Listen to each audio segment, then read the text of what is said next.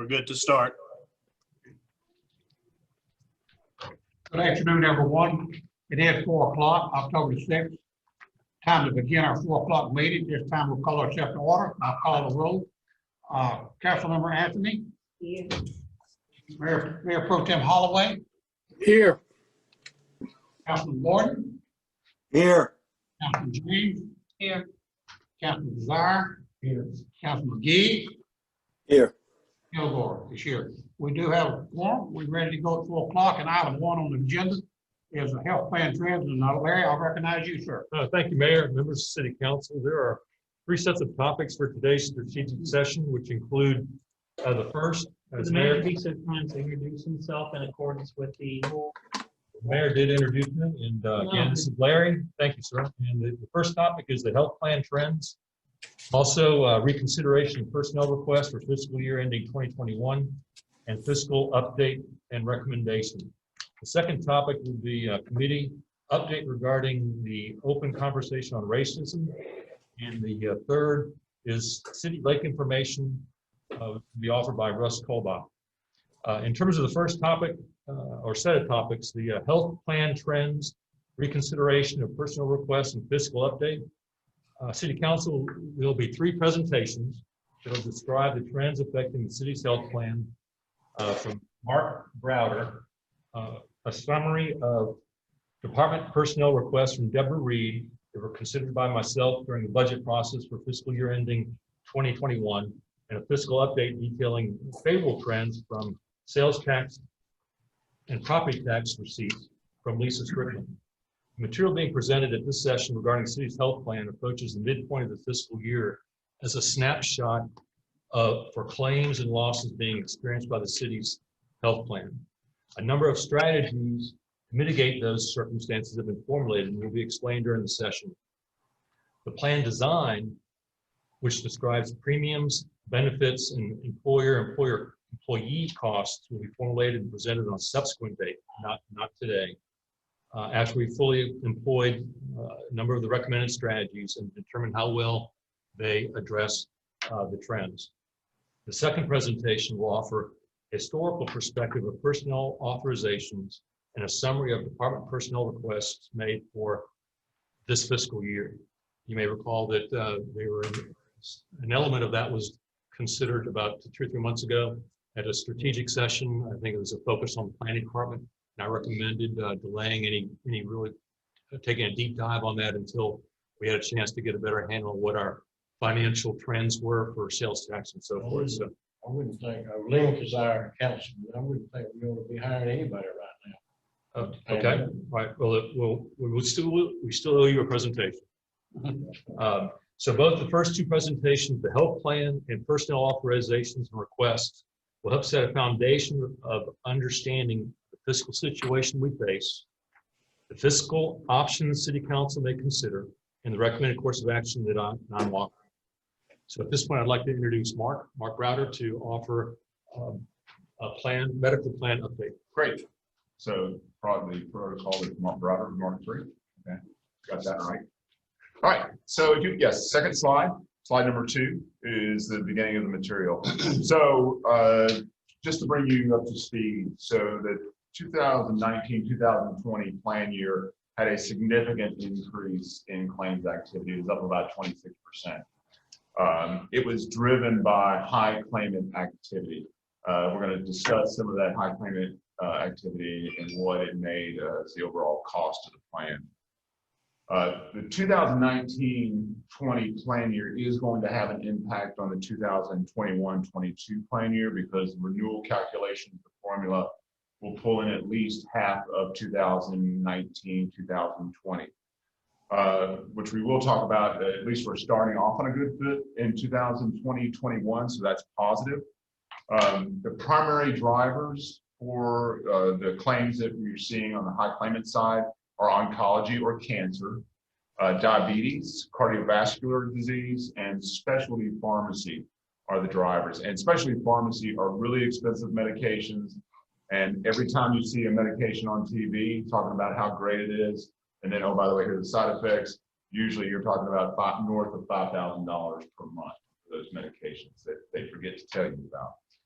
So with the challenge of the claim activity, we think that a bid is going to be in order for the upcoming plan year.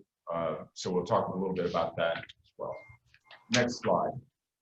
And this one is really busy.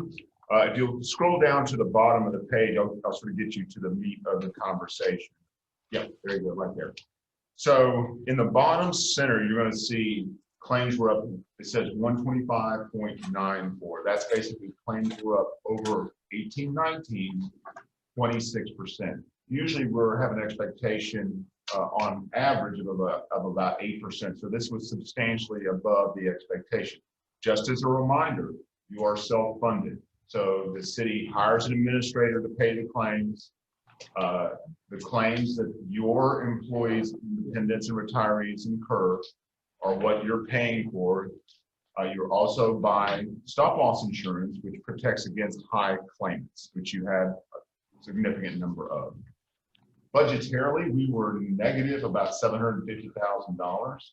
So based on what was actually budgeted, there was money in the reserve to manage this, but you can't go too many years like this with this kind of negative funding activity.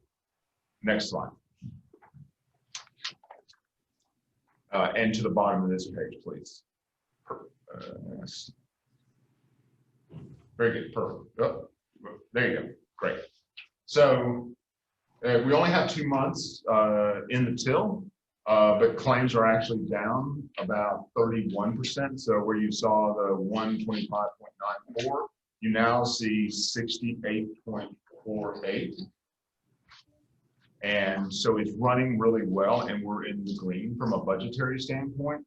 Hopefully this trend will continue and mitigate the expected renewal. And so hopefully this will continue, but I don't see a needed funding increase going away, even with a good first 6 months of this year. Next slide. So these are high claimants. It's not in a dollar order, but I'll sort of give you sort of an overview of this. First of all, these are individuals that have claims that are in excess of $40,000. So you have one person in here, and if you go down to, it's about 15 or 20 down on the right-hand side, it'll say COPD, which is congestive pulmonary disease. And that one individual had $408,000 for just one person. There are approximately 43 people on this list, and they make up over half of the claims that were incurred by the city. And you've got about 600 members on the plan. So it's just a handful of people that are driving the cost. In the yellow is the claims that were primarily cancer-driven or oncology. The categories in the red were either cardiovascular or diabetes. And then sort of in that gray-blue box are specialty medication spend of people who have MS or rheumatoid arthritis or psoriasis. Now, all of this claim activity that you see on this page, which makes up a total of almost $4 million, is quite common. Now, you do get spikes. Cancer is one of the leading drivers and very difficult to have an impact on. The city's done a great job of having an impact on the areas that are in the red box. The blue-gray box, or the specialty medical spend, there is nothing that any of us can do. A lot of these are genetic predispositions. These medications are wonderful. They're extremely valuable to the membership, and they're also extremely expensive without any kind of generic or biosimilar alternatives. So this year was a spike year, as demonstrated by that 26% increase, and it is an extremely high number of high claimants that you had within the plan. Last page, page number 6. So as I mentioned, 51% of the claims were driven by 43 participants. We do hope that the current plan year will help mitigate the costs. We're going to plan on doing a bid process starting in December of 2020. We think that is a good thing to do to ensure that the plan has the most cost-effective administration, discounts, and pharmacy solution. We anticipate the results will be back in January of 21, so that we have time. We're currently scheduled for your February meeting, and that we think that this will help alleviate any concerns that council might have or staff might have about the current arrangement with the current vendor, who is, from a service standpoint, done a great job. Employees really like Tucker administrators. There's not energy to replace them, but we do have to do due diligence because if there is a substantial increase going into 21, 22, I don't want to stand in front of you and Mr. Kilgore say, this is unacceptable. Did you bid the plan? We can't have this. Taxpayers can't afford it, which is completely legitimate questions to ask. And we want to make sure that we've got all the answers, that we're prepared, and that we've done the due diligence so that you and staff feel comfortable about what you choose going forward for 21. I have a question. Yes, ma'am. 43. Councilman Ramsey, you can identify yourself. Councilman, what individuals who had 1% of claims and no guilt, by the way, are any of what are the stages that some of them are in? I know we need to know and try to guess, how much money they have in reserve and all. Right. In the stage, first stage, third, fourth stage, just trying to get a. Sure. So the majority of the people that are on this page will be back on the plan or on the plan in the current year, and you would expect them to be on the plan as well. There are some of these participants who are no longer on the plan. They may have left employment. They may have sadly passed away. But typically what occurs is if you lose some of the high claimants, either through employment change or otherwise, they tend to get replaced. There's somebody new that comes on.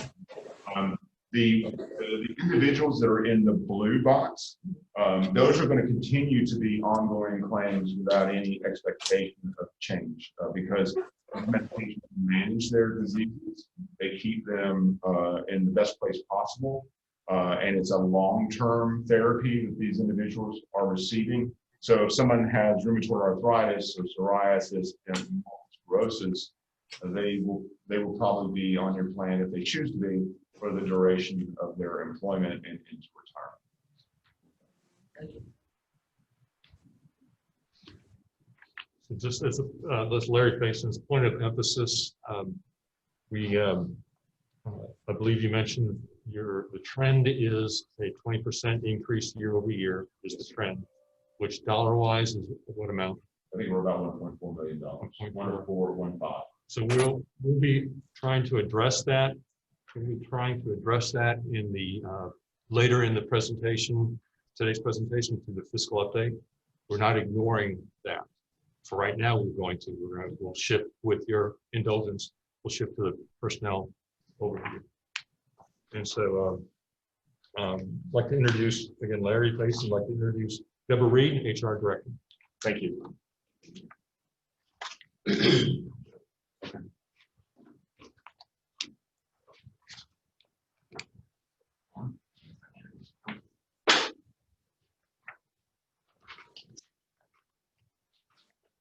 afternoon, Deborah Reed, Director of Human Resources.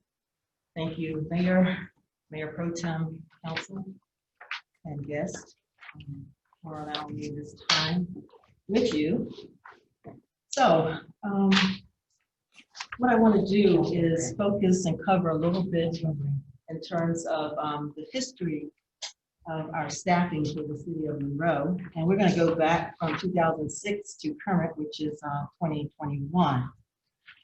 Focusing on the historic trends which show growth in most of the departments after we were able to, in the last 12 years, after the actual reduction in force and any furloughs that we had or any freezes that we had. The last 12 years, Those departments that were lacking in any growth was airport, human resources, information technology, planning, and development. We had moderate growth in our engineering, finance, and fire, and then we had major growth in our energy services, police, and water resources. Now, our fire and police, they normally can apply for different grants that help towards staffing. Our enterprise group, since they are self-supporting and funding some of their staff, that kind of helps us. But if you go back to 2006, 2009, the basic growth in that area was moving along pretty smoothly. When we got to 2010, 2013, the city experienced a reorganization and a reduction in force. So when we go down the different years, I want you to keep in mind that there was a hiring freeze during that time to ensure that employees had positions to go to if they were slated to be eliminated. And any vacancy that we had, we filled it if it was available and if the person qualified to place them in those positions. Also keep in mind that we had a volunteer retirement incentive package that was offered to employees. So some of the positions that we'll talk about might have just retired and the position remained open for a period of time. We had furloughs. Furloughs actually took place in the general fund positions. The departments with the highest impact during these furloughs and freezes, it was the planning department, administration, engineering, police, and fire. So if you look at your chart, in 2010, there was actually 13 positions that were reduced. As I mentioned, in some of those positions, like the assistant city manager, that position was just vacant and we left it closed for a period of time. And then we had like an administrative assistant to the city manager and the city attorney, and that position was eliminated. The planning department during the time of 2010 lost 10 positions. The position was assistant director, 2 planners, a permit supervisor, 3 code enforcement officers, a code enforcement coordinator, and 2 building inspectors. And the energy department lost 1, which was a sign and streets technician. But in that same year, we added 5 positions back, 4 police officers, and then the Park and Recs had 1 position, which was a facility maintenance worker 2. If you go into 2011, there was a reorganization of staffing. Going back to 2010, there was a net reduction of 8 positions after everything shifted around. But going to 2011, we had a reorganization of staffing, which there was 1 position in the engineering department, which was equipment operator 1, that was reduced. And then we had 4 positions that were added. Finance had 1, which was administrative assistant / a purchasing assistant. And then Park and Recreation had 2 positions. 1 was an MAFC office assistant and a senior center supervisor. And then planning and development had 1 position that was added, which was the solid waste coordinator at that time. The net effect of the positions reorganized was full-time positions with those additions and subtractions. FY 2012, the reorganization of staffing, there were 10 positions in 2012 that were reduced. The airport had 1, which was the airport manager.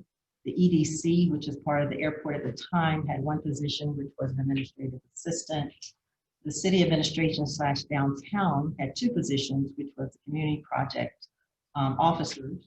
And then you had engineering, which is 1 position, senior construction inspector. Fire department had 4 firefighters, and the planning department had 1 planner in 2012. The additions was 7 positions. Energy had 1, instrument tech, finance had 1, and accounting 2. Police had 3 positions added at that time, and planning and development had 2, which was the code enforcement officers. The net effect for reorganization and staffing was 3 full-time positions. And then 2013, reduction in force. 6 positions were reduced. Park and Rec had 1, which was a director of Park and Rec, which was a retirement, and the position remained open at that time. There were 5 police officers reduced at that time, and then additions were 3 positions: airport, administrative assistant. EDC had the project manager / existing industry, and then water resources had a treatment plant operator, which was added. So the net effect was 3 full-time positions at that particular year. So also part of that history was that in 2014, Economic Development entered into an interlocal agreement with Union County, and now it's called Monroe Union County Economic Development. In 2015, the Park and Rec's building maintenance was renamed to facility maintenance, and they were given a different division. In 2018, Park and Rec's facility maintenance division transferred to the city / downtown facility maintenance position, which was a new name, and 3 positions went with it during that time. In 2019, Park and Rec's landscaping division transferred to the city facilities maintenance group, which was 6 positions. And then in 2019, Planning and Development Solid Waste Division transferred transferred 1 position to engineering, which was the solid waste. So as the economy had recovered in those various years, the increase, there were needs for different departments to ask for either a different position or some replacements in those positions. Also, with the economy changing, not as of today, but over the years, there was an interest in gaining more staff because the city can't really operate effectively without the proper staffing. And so positions were added at that time. If we look at the next slide, if we look at the next slide, this is the personnel request that came in for fiscal year 2021. There were 39 positions that were asked for, and out of those 39, there were 12 enterprise departments, and then for the general fund, there were 27. But also keep in mind with the numbers that you see, any position that requires dollars, whether it's a status change, reclassification, a temporary position, full-time or part-time, will be included in those numbers. The bottom chart actually shows the positions for 2021 that were approved. All of those positions are listed as enterprise positions. There are also 3 in Park and Rec positions, but those positions for the full-time and the part-time, those were actually reclassifications and status changes. So that's kind of the summary of how our history went from 2006 to current. Are there any general questions? I've got a comment. Councilmember Kazai, I'm sorry to keep Mr. asking you. Lynn Kazai. Thank you, sir. It's the law. They require you to identify instead of being introduced. My And comment. I'm with you, is Councilmember. we went into this pandemic in a situation where we were able to keep all of our employees. I like to run a lean and mean staff. I don't like people just standing around. I think our people have done a marvelous job this year, and I would like to see us leave it just like it is. I think that we don't know what 2021 is going to bring. So why in the world would we jump on something as large as this is when you're talking about big bucks? And I think we're running pretty darn good right now. That's just my thing. Larry Faison, what you've seen so far is just basically raw data, HR positions that were requested that I looked at in the spring. The only ones that I recommended and that y'all approved are in the bottom third of the page. So those are funded down the bottom third. The top half of that page were requested, and most of them were not funded. At the end of the next presentation, and I'll give a more proper introduction, but at the end of the next presentation is a recommendation which y'all can accept, reject, or modify, but it touches on personnel. It also touches on what Mark introduced as some challenges that we're seeing in the health plan. So it's and also some capital stuff. But let me, if there aren't any other questions, let me provide a brief introduction to Lisa Strickland, and she can go through the finance update. And we have some good news. cautiously optimistic, but it's good news on the finance side. So the fiscal update, again, Larry Faison, the fiscal update will underscore the significant favorability in cash flows we're anticipating today. Although we are cautiously optimistic that this revenue favorability will continue, the cash flows remain fragile. And I think that's what Councilmember Kazai was suggesting. The extent that this favorability was produced by the two federal stimulus packages is unknown, but accepted as a major contributing factor towards having a viable regional, state, and national economy. Consequently, the sales tax trend for our third and fourth quarters could change dramatically from our current view. Thus, the recommendation that will be described recommending authorizing additional personnel positions would take effect no earlier than January 1st if you accept the recommendation. And this would allow the management team to proceed cautiously and possibly delay hirings if there is a weakening of the local economy as measured through sales tax receipts. The remainder of the recommendation largely involves assigning resources to other funds or programs, such as offsetting a portion of the future renewal costs of the health plan, or assigning funds for the Concord Avenue redevelopment plan. Those actions don't have the immediate effect of an expenditure or adding a reoccurring expenditure, and thus should afford City Council a greater degree of confidence in navigating the economic waters of the third and fourth quarter. And at this moment, I'd like to introduce Lisa Strickland to provide a fiscal update. Good evening, all. This is Lisa Strickland, the Finance Director.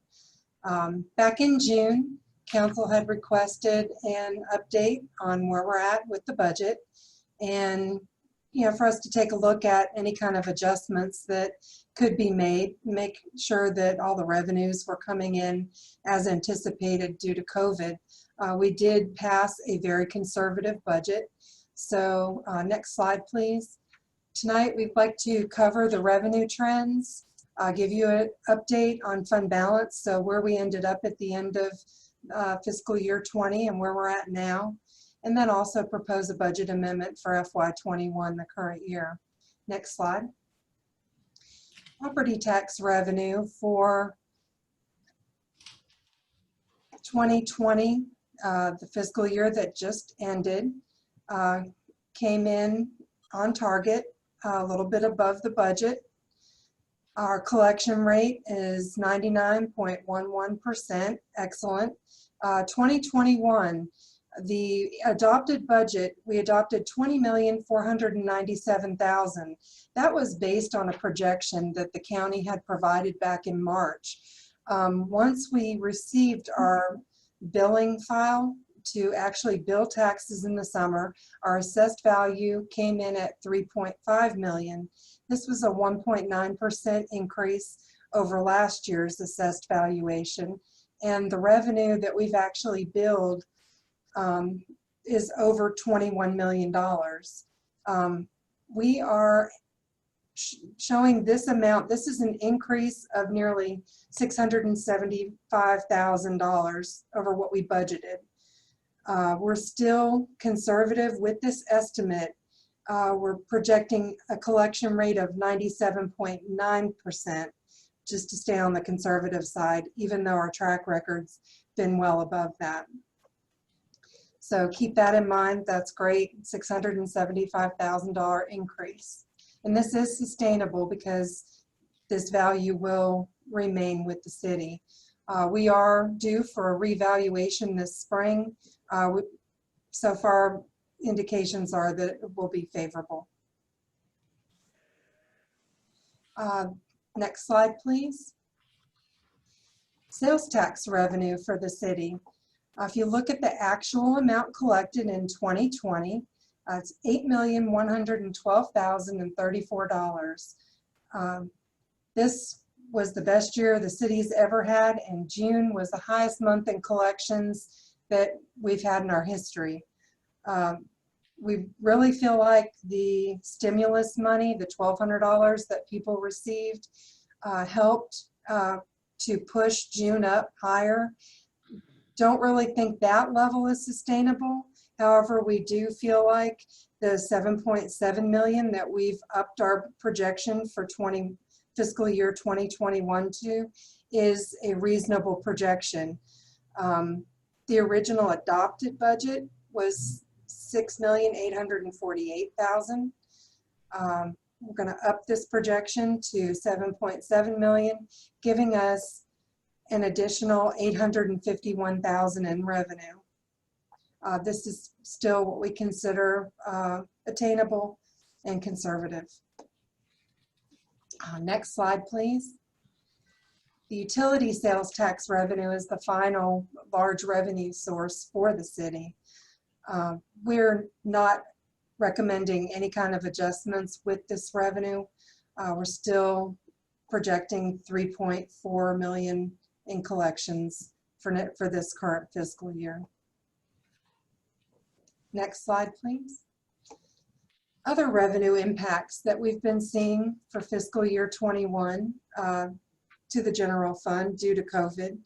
The Center Theater, of course, because it has been closed, is showing a net loss. This is net of the expenses that we've saved, because we do have a position that we have not filled there yet. We do have savings in some of the advertising and programming.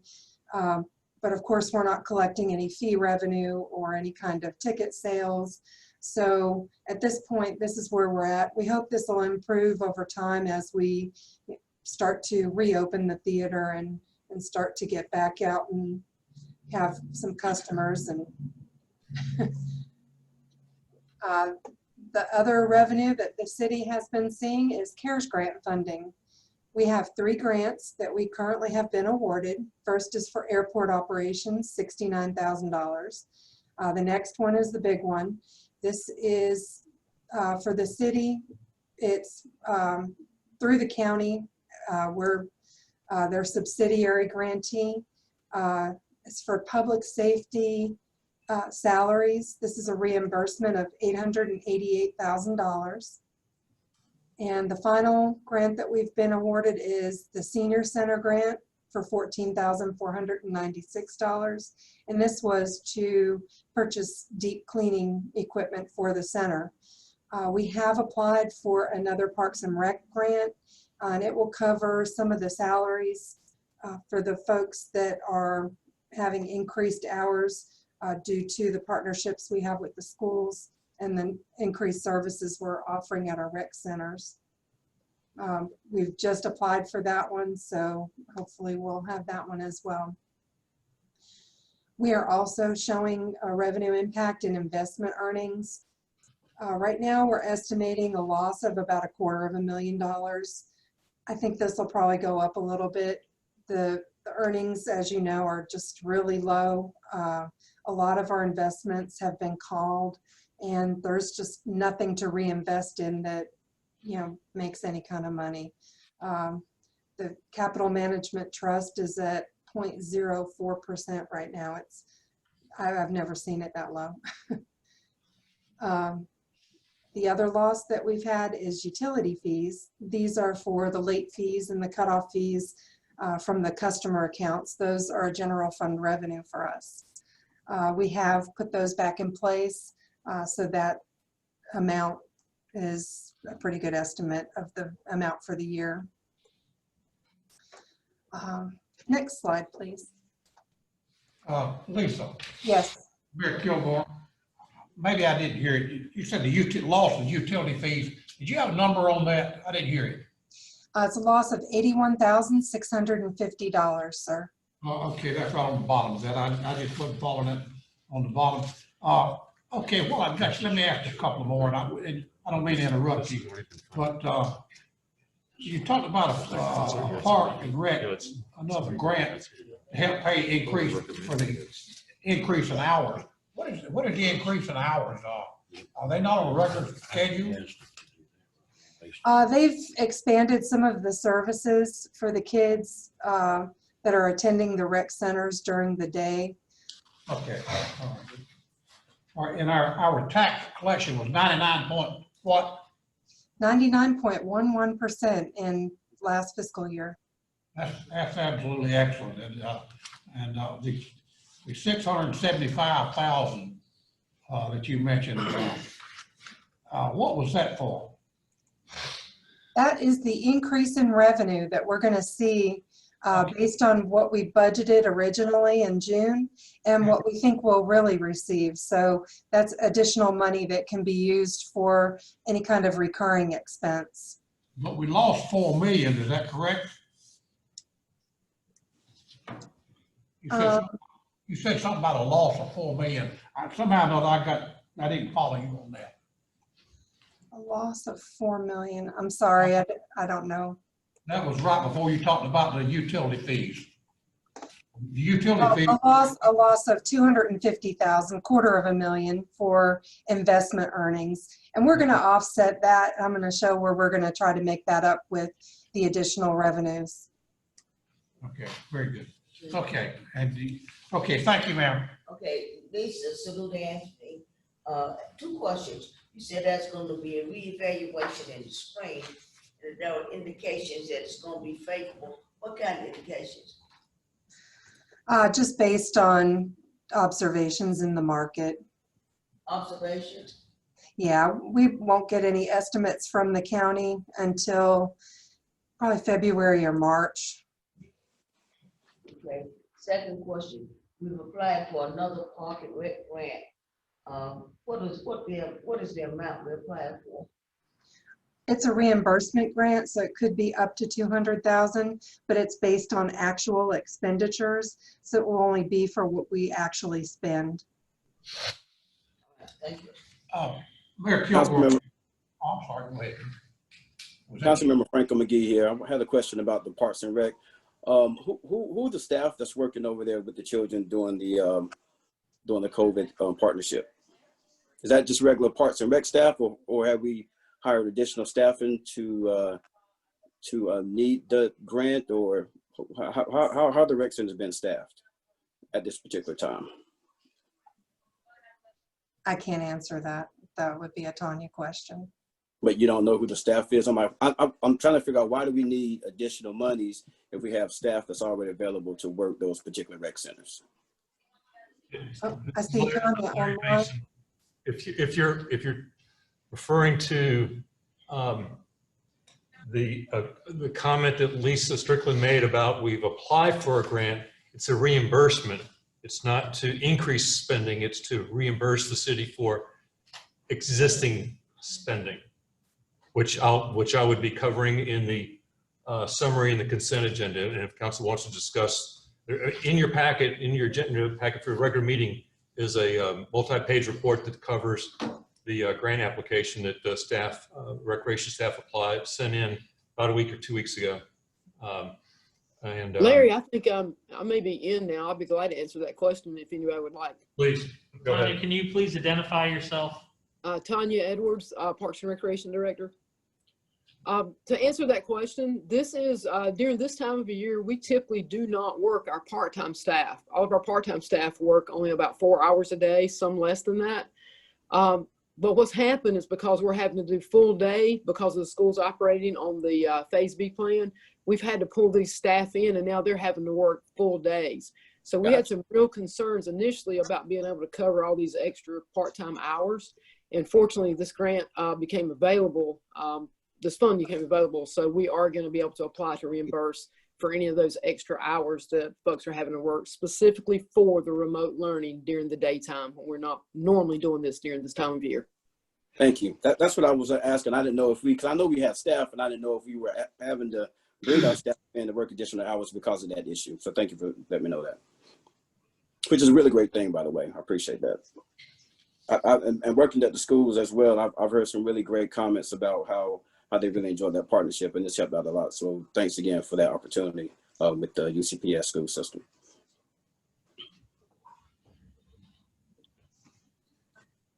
Okay, any other questions to this point?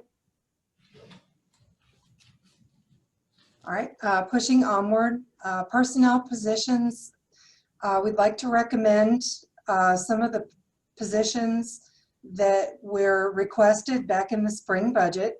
And with the extra increased current revenue for the general fund, which totals just over 1.5 million from both ad valorem tax and sales tax, we have proposed the following list of positions. 3 fire captains, or a grant for the SAFER grant if we're awarded that grant. 3 police officer positions, 1 full-time inspector, 1 full-time planner, a human resource analyst, a help desk analyst, a utility billing field technician. This one isn't funded by the general fund. This is utility funded. We want to replace those lost investment earnings. We're covering most of the current loss with that $195,000. And we wanted to fence off money for that medical plan renewal increase that Mark talked about earlier. We want to make sure that we can afford that next year. And we just want to fence this off and provide that bandwidth to be able to afford that increase. Lisa, Mayor Kilgore, did you say the medical was is that what you talked about, the medical, when we just talked about? Yes. How much, and that was almost $2 million, was it not? $1,600,000. Million. Total increase that Mark had mentioned was just over 1.4 million. About 40% of that will be the general fund's responsibility. So that is about the 550,000 that we have fenced off there. So if it's approved, we know we're gonna spend $560,000 out of the general fund, Correct, and the other portion will be from utilities. from utilities. So we're gonna be, well, in all costs, it's around 1.5 million. This is Larry Faison. What basically all we're saying is earmarking a part of this favorability, $500,000, not spending it today, but fencing it off, earmarking it for next year to cover part of the cost of next year's renewal. So what we're saying is the insurance plan is a reoccurring expense. Yes. We're talking about using some reoccurring revenues that we see today, pulling that off the table from any other expenditure and allocating it forward towards next year. Yeah, that's what I'm saying, Mayor Kilgore, that's what I was saying. We know we got $1.5 million. That's the trend. That's the trend, yes. Yeah, we got, if it's approved, we already know we're spending $1.5 million or whatever. Okay, I want to be sure I was right on that. Lisa, salute Anthony. This $195,816 to replace lost investment earnings. How do you arrive at that figure? The money from taxes will just replace what we're losing in investment earnings. So that's an actual number, not a projected number. This is just the balance of what our projection was. These are all just projections.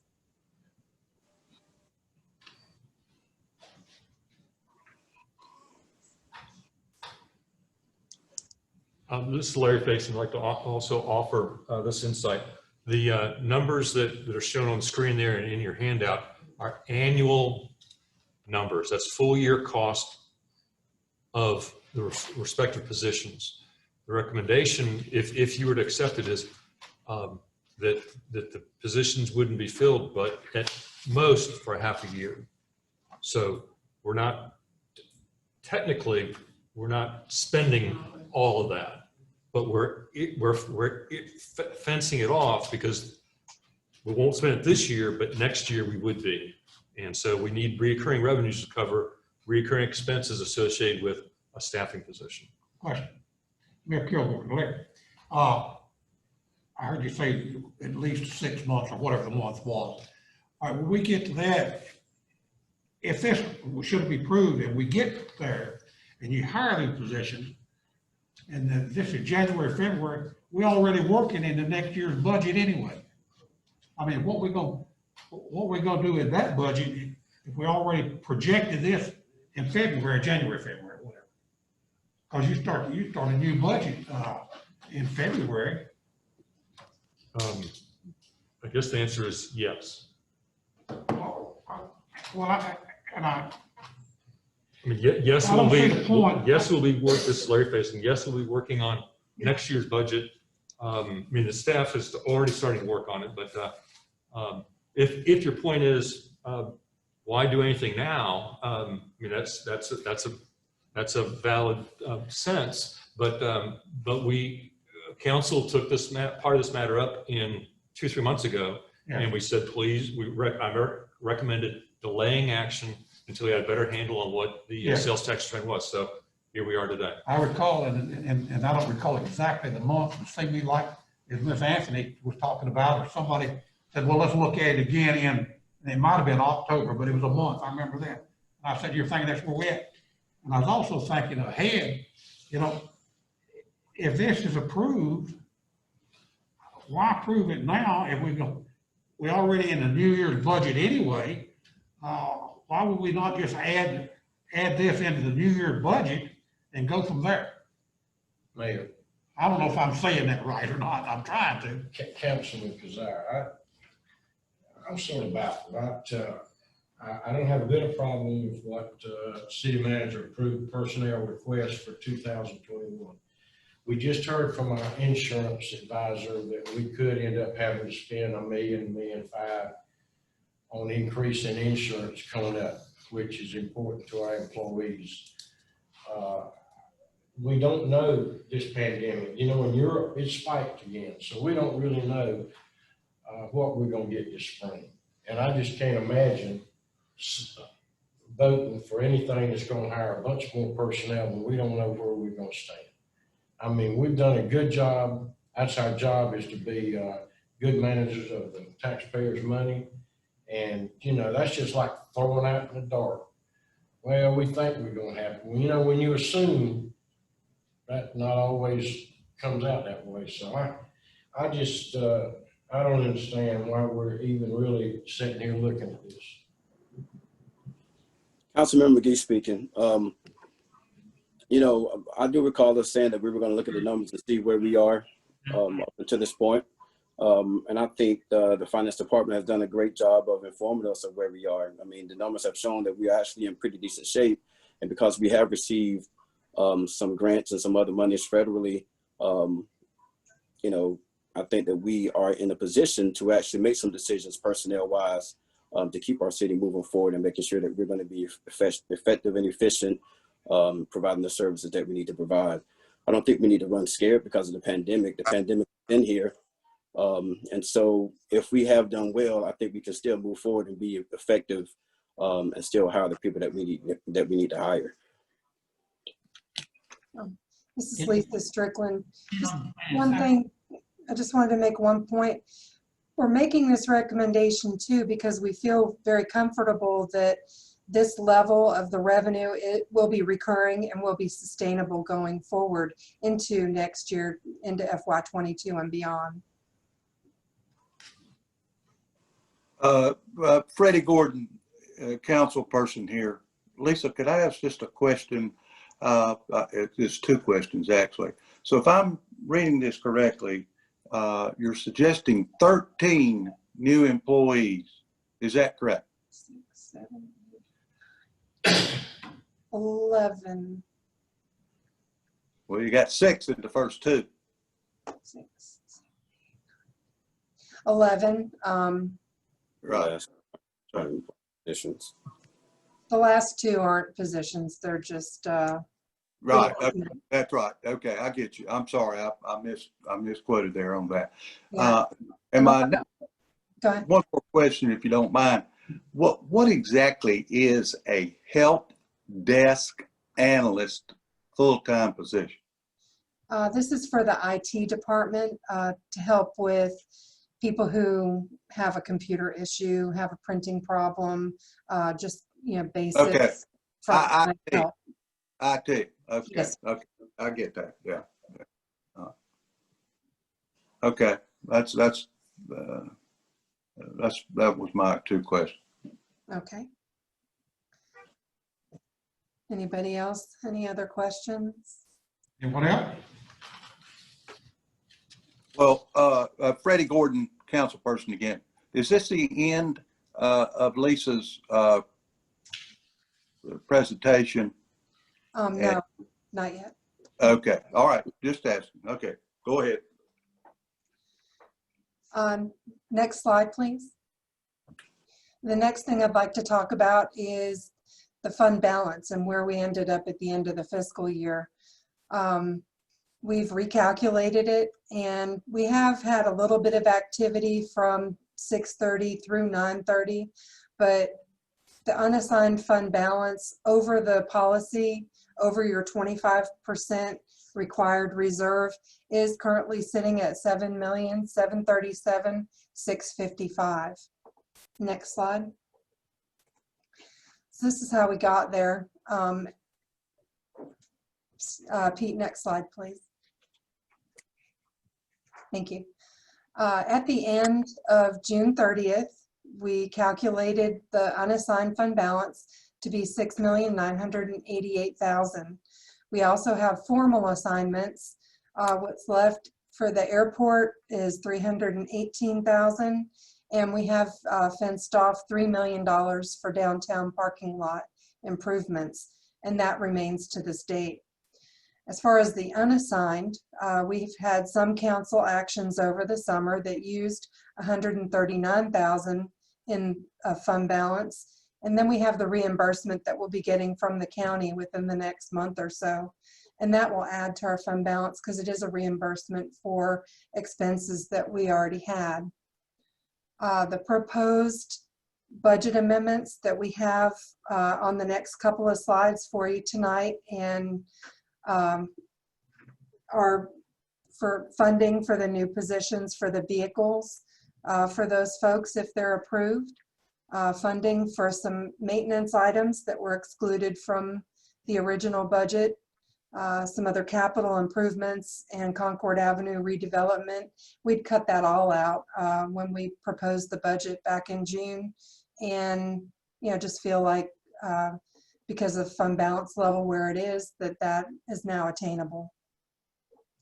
So moving to the next slide, the operating items that we're proposing to add back are that list right there: ADA improvements, water fountains in City Hall, tree replacements, bathroom partitions, replacing a security camera at the pool, increasing repair and maintenance for various items for Parks and Rec, and tables at Dickerson for a total of $85,000. And the next slide are the capital items that we would like to add back in. The top three are vehicles for the new positions if approved. The next one is some IT modifications for the new positions in City Hall.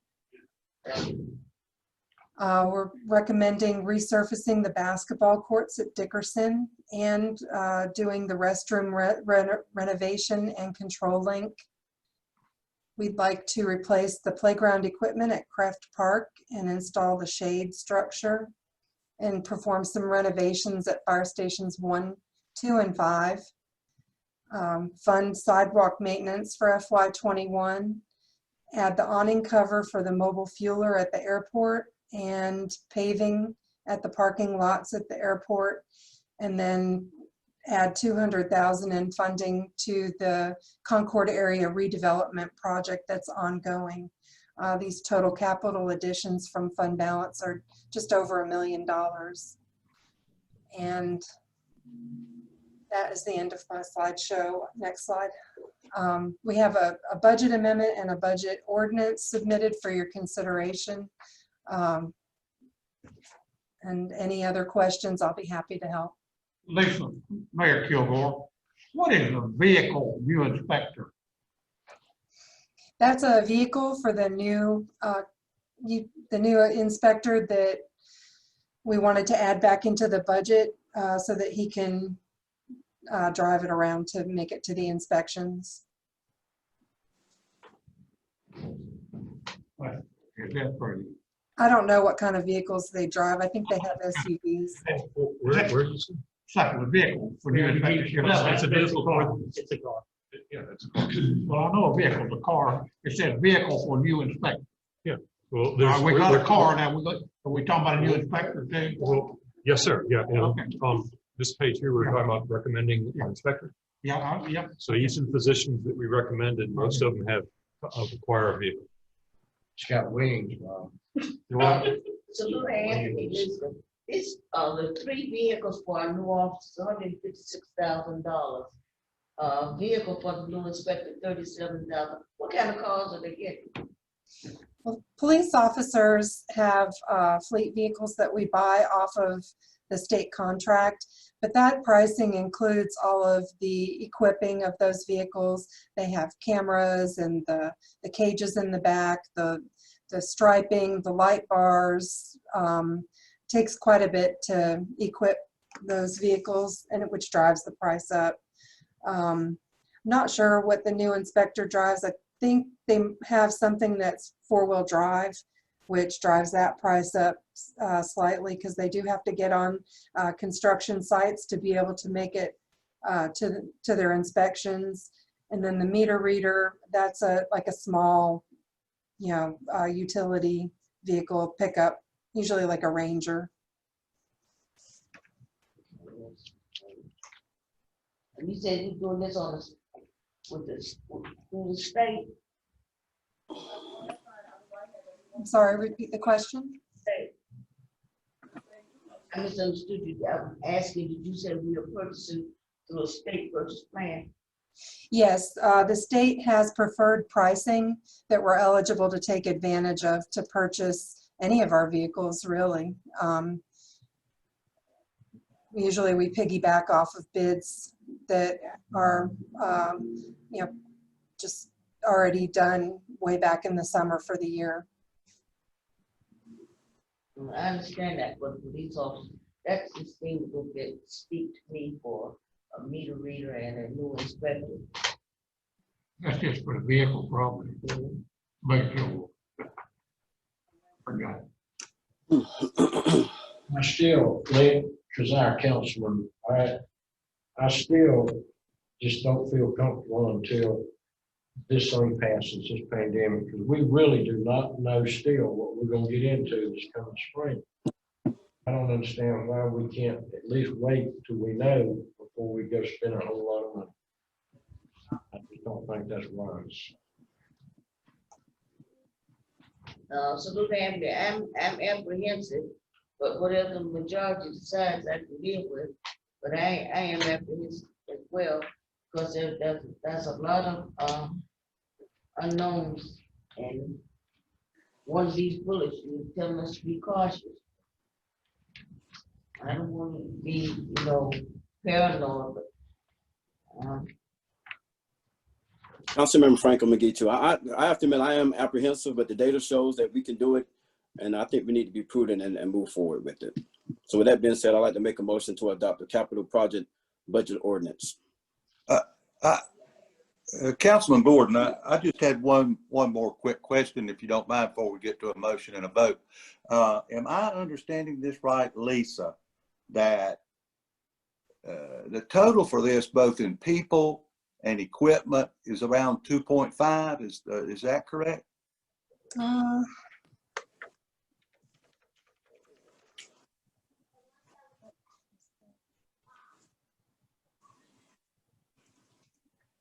Back to the people slide. Yes. Okay, just curious.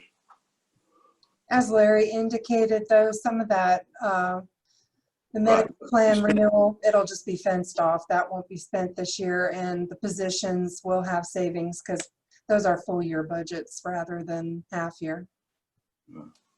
Mayor Pro Tem Holloway, I appreciate all the work you've done, Lisa and Larry, in presenting this. And I remember when this came up several months ago, I wondered myself, is this going to give us enough time to see really where we're going in this uncharted territory we've been discussing? And I appreciate the confidence that you've got in these figures. I think slow and steady will win this race, and if we need people, that I think that's a good sign. I really think we'd be more prudent. Let's get this third, fourth quarter under our belts, see where we are, and before the spring, fall. I think that really should be the time we should be discussing this as opposed to tonight. I think we're putting the cart a little bit before the horse, in my opinion. Okay. Mayor, this is Rajiv Shapan, City Attorney. I believe Councilmember McGee made a motion. However, I did not hear a second. Therefore, unless there's a second, that motion would die for lack of a second. Okay, Majid, I'd like to make a motion that we wait till next year, at least till this pandemic is over with and we know where we stand, because I just don't feel comfortable. We're spending taxpayers' money and we're taking a shot. I make a motion on not spending any additional money. Councilmember Kazai, if I could ask for some clarification on the motion.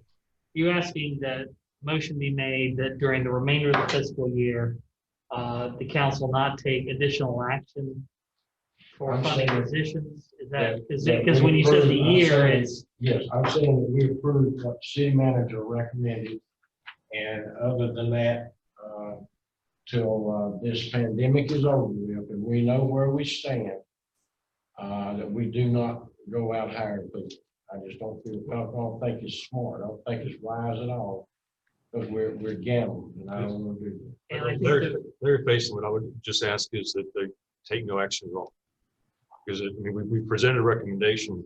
You don't have to act on the recommendation. You can say, take no action at all. That's fine. And and I would say anything else kind of muddies stuff, because we'll be back before you in less than 6 months with the next fiscal year, and we'll be talking about a lot of the same things. I withdraw mine. I go for this. That's fine. okay, thank you, sir. Then I make a motion that we take no action. Don't we have to make a motion? No, ma'am, this is Rajiv Shapan, City Attorney. As the manager pointed out, if council has recommendations before it, but if council chooses to not take any action on the recommendations, it's the same as no action. So staff would, I think the manager is making clear, staff is hearing what you're saying. And if you do not approve either proposed budget amendment, then you're telling us no action. So we have one question. The issue with the health plan though, is that time sensitive? But Larry Faison, when we have concerns, but in terms of what we recommended financially, doing nothing today does not hurt us, because that the monies that that the finance team has identified had not been appropriated, so they cannot be spent. And so that will show up in fund balance, and we know it's there. we're not putting that on hold. Yeah, so yeah, we will deal with it through programming recommendations for the next fiscal year, and we'll just deal with that. So, Councilman Kazai, good discussion, good recommendation, city manager. And that pizza we called. We got the Lord go. There we go. Okay, we're ready to move on then to item 2, open conversation on the Correct System Committee. Ms. Anthony, is that you on item 2? Yeah, well, that's, yeah.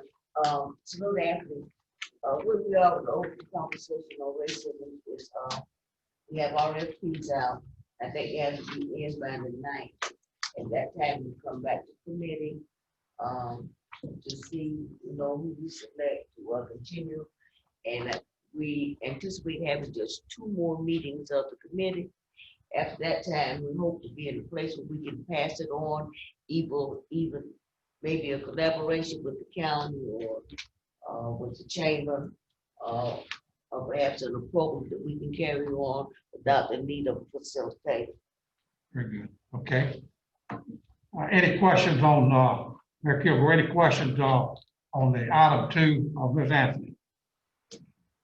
Hearing none, we'll move to item 3, City Lake information. Larry, is that you, sir? I can do a brief. This is Larry Faison. Yeah, this idea is an initiative by request, Councilmember Franklin McGee.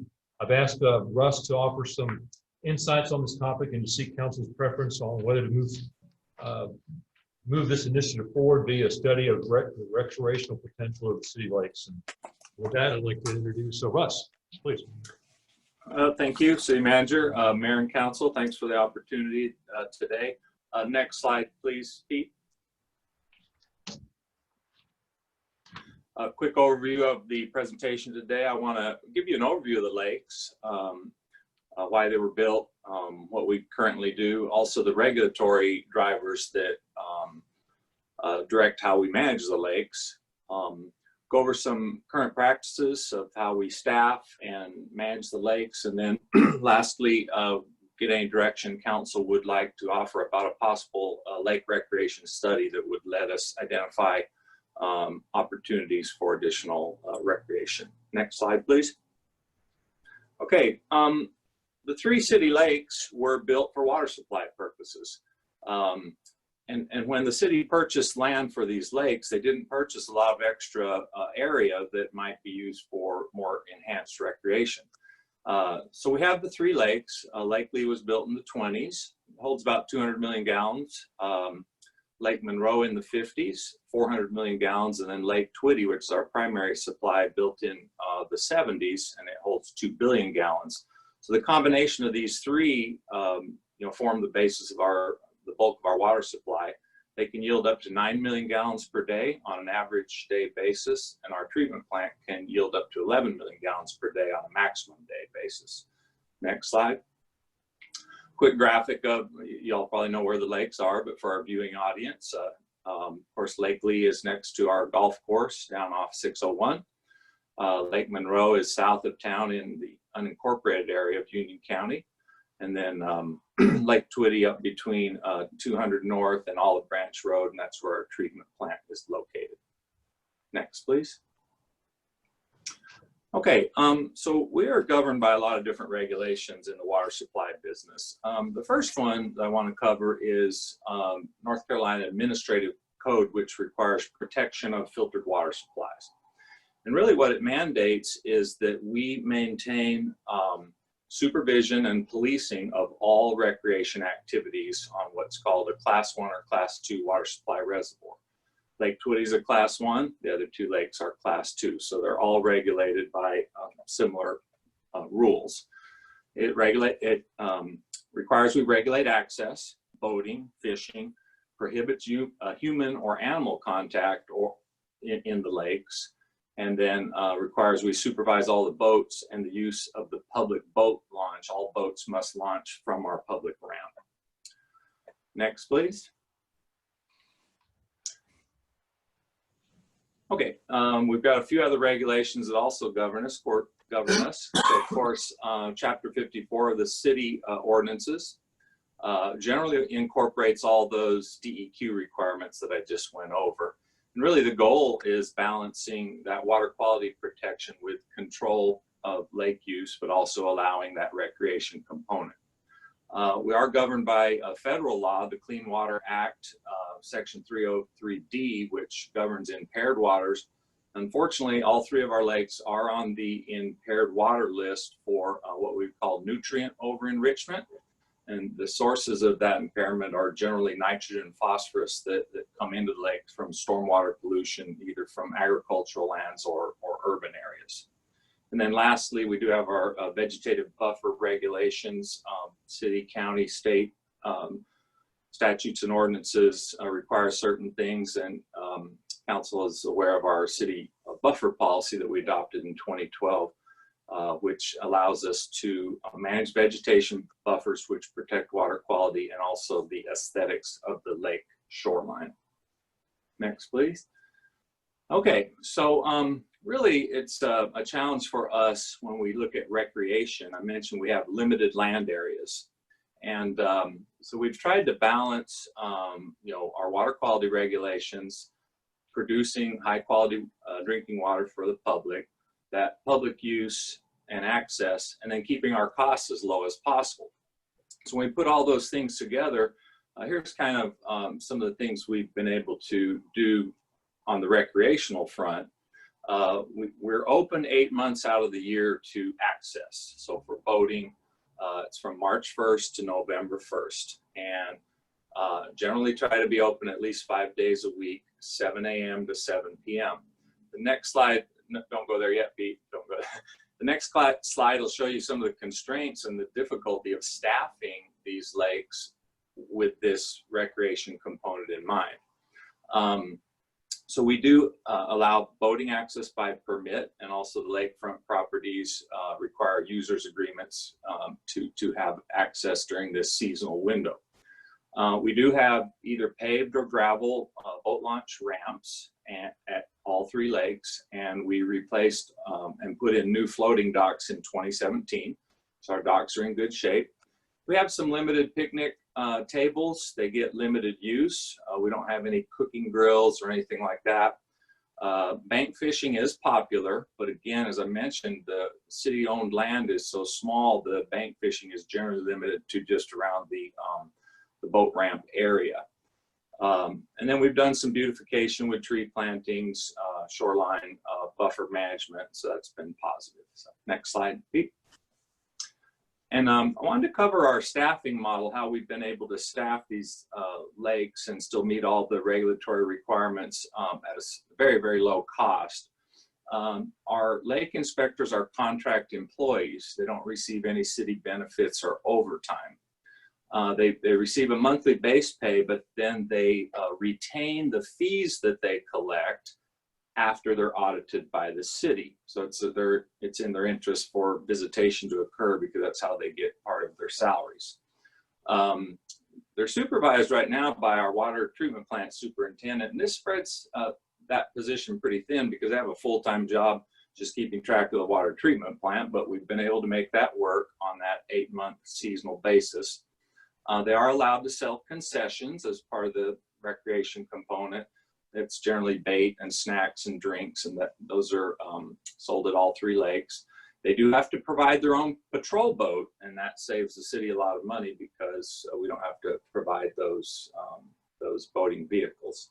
So it's a very low-cost method to balance the regulations of the drinking water supply and still provide that recreation component. We have looked at possible year-round operation a time or two over the years. It's going to be very problematic and costly, but we're willing to look at that again, and I'll describe that a little bit more later. So next slide. Okay, so here's where we're asking for some maybe direction from council tonight. If we're going to look at expanding recreational facilities and use, we're really going to need some outside help. I've been visiting with the city manager, Tanya Edwards, Parks and Rec Director, and we feel like we're really going to need a consulting firm that specializes in lake and parks development. We're thinking that projected cost could be as high as $75,000 to $100,000. And I've listed here the bullet items of the things we would foresee including in that study. And then that could be brought back to committee and council for review. So basically, we'd be looking at the city-owned land and how can we maximize the recreational use of what we own today, given that we have some limited land available while still maintaining regulatory compliance. And we would also envision the study providing a high-level facility schematics. So how would they lay out any additional facilities? They would provide, cost estimates and some of the types of facilities we would envision, just looking at other lake facilities like Cane Creek or other regional parks, picnic shelters, grills, more parking, adequate restrooms, which would mean we'd have to develop some water and sewer service to a couple of the lakes, fishing platforms, improved boat launch facilities. And there could be others, but that's kind of an initial list. And then in addition to the land that the city currently owns, there is still undeveloped land around all of the lakes. So there could be an opportunity for additional land purchase. And we'd want a consultant to review vacant land, undeveloped land, to see how that might fit into additional lake facilities, what the cost would be, and look at what types of expanded uses could be any of those above I listed, or trails, greenways, additional lake access, things like that.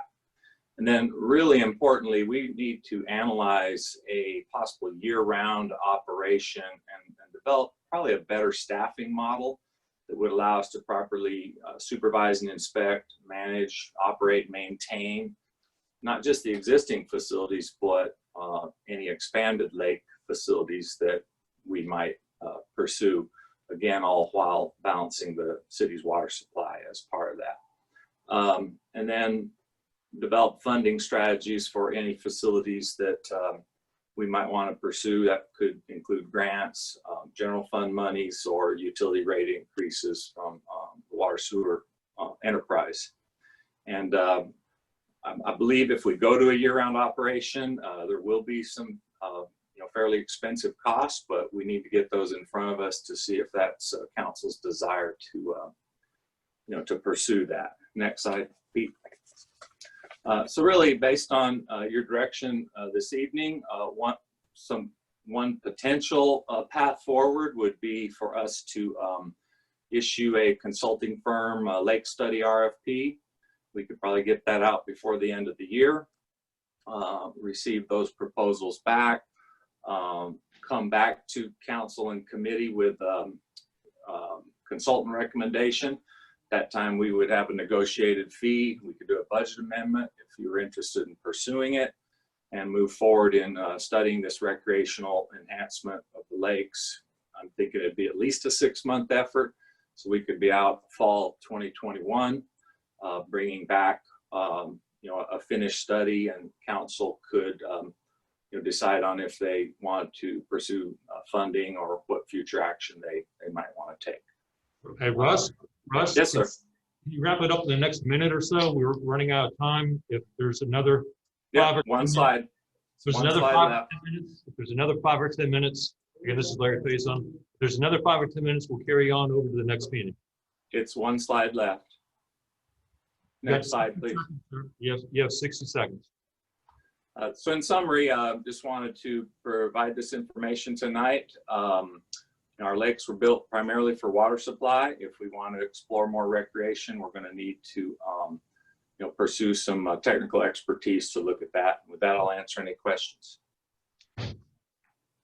Mayor Pro Tem Holloway, Russ, thank you for that nice presentation. Are we mainly looking at Lake Tweedy as opposed to Lake Monroe and Lake Lee for this? You know the size of Lake Lee and Lake Monroe. They're fairly limited in land that's going to be available for those.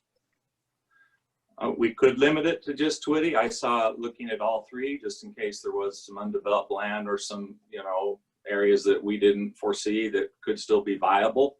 But we would follow any direction that council thought was appropriate. I saw looking at all three. Okay. So look, Anthony, I'm gonna move that we take no action on this time, and perhaps take action on when we reconsider this other plan, the budget amendment and all. Okay. Councilmember Franklin McGee, I agree. Councilmember Gordon, I apologize. I couldn't understand all of that recommendation. I made a motion that we take no action at this time, but reconsider it when we take up the budget amendment and the possible hiring of the employees. Councilman Kazar, I'll second this. Mayor Kilgore, I have a motion, a second. All in favor? You got to do a roll call, Mr. Mayor. Mayor, this is Majid Shakan. You need a roll call vote on that motion. I got it right here. Roll call, all right. Councilman Anthony? Yes. Mayor Pro Tem Holloway? Yes. Councilman Gordon? Yes. Councilman James? Yes. Councilman Desire? Yes. Councilman McGee? Yes. Mayor Kilgore is yes. So that will pass. Okay, that will take care of that. At this time, we're gonna call recess. Mayor, actually, before you do that, this is Majid Shakan, City Attorney.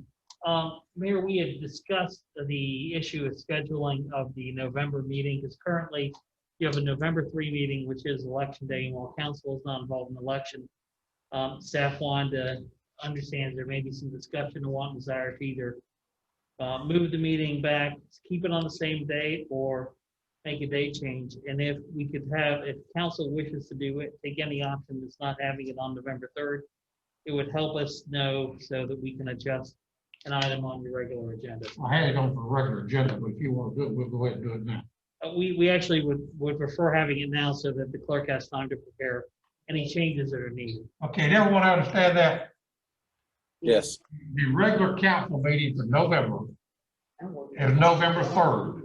The question is, do you want to continue that to November the 10th on account of November 3rd being election day? Or do you prefer to just go ahead and have the council meeting since we don't have anyone up for reelection?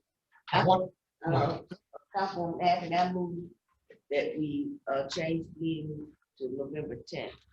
I have a Councilman Kazire seconds, Ms. Anthony's motion. Mayor Kilgore, I have a motion and a second. I have a question, Councilmember McGee. Can we just go ahead and not have a meeting on election day period? Whether we are running or not, just to allow people to be with their families during election day, since it's a very important day for our country and for our cities and towns. Mayor Kilgore, this is Majid Chakana. I don't know if Councilmember McGee heard that the motion was to go ahead and move the November 3 meeting to November 10. So I believe that would take care of your concern. I'm just saying, just to go ahead and make it a standard that we don't meet on election days. Can we do that? Yes. That's a decision for council. You do have the, it may be appropriate, Mayor, to look at that when you approve the meeting schedule for next year at the December meeting. That might be the appropriate time, but staff can take that into account if council. I didn't understand what he said. This is Majid Shakal. What Councilmember McGee requested is that for all future meetings of the council, that you do not hold council meetings on election day. Yeah, that we can take that. Okay, I have a motion and a second. Roll call. Anthony? Yes. Mayor Pro Tem Holloway? Yes. Councilman Gordon? Yes. Councilman James? Yes. Councilman Desire? Yes. Councilman McGee? Yes. Mayor Kilgore, yes. So that will be changed. We'll have our next council meeting on the 10th instead of the 3rd. Okay, at this time, we'll do a recess and be back for council meeting 6 o'clock. Recess it is, you should walk for 30.